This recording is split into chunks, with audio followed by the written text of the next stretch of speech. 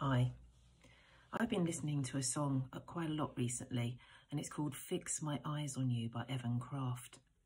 And the lyrics go, remind me of who you are, remind me of what you've done, where you've taken me, and how you've set me free.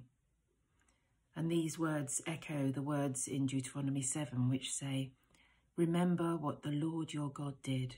Remember the way that the Lord your God has led you. And of all the months of the year, November seems to be the month for remembering.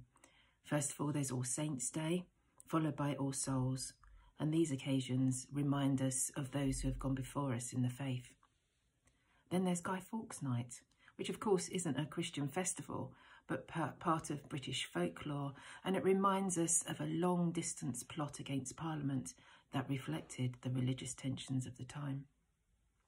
Next, there's Remembrance Day, when we recall the sacrifice of so many in the 2 world wars and other conflicts. There just seems to be so much to remember, so much to learn from, and so much that calls us to build for the future, considering the past.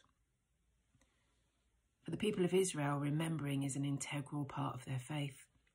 The story of how God delivered them from Egypt and led them safely through the wilderness to the promised land is repeated by parents year after year to their children and their children's children. The memory of God's goodness and guidance across the years, sustaining them and encouraging their faith. And for Christians too, remembering has a special place. Jesus says, do this in remembrance of me. And those words remind us that our faith is not based on wishful thinking or speculation, but is rooted in history, rooted in what God has done. But sadly, it's so easy for us to forget what God has done for us. I love to look on social media, on the Facebook page where you can go back to your memories, and I can see what I was doing this time last year and even this time 15 years ago. It's a very special thing. And when I first became a Christian in 2003, I was encouraged to keep a journal, a written diary of my thoughts. And I regularly reread the many journals that I've written since that time. I'm so glad I've kept them. I never thought I'd be any good at writing down a diary of my thoughts, but there are days when I really thank God that I was encouraged to do so.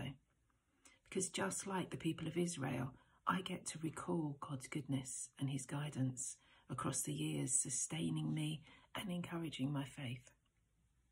It's such a privilege to remember what God has done in my life, and there's so much of it, and to keep writing about what he continues to do in my life, because there's so much to remember and so much to learn from, and there's so much that he calls me to do to build for the future, considering what's happened in my past. So can I take time, can I encourage you to take time to remember what the Lord your God did, and to remember the way the Lord your God has led you. Memories are so precious.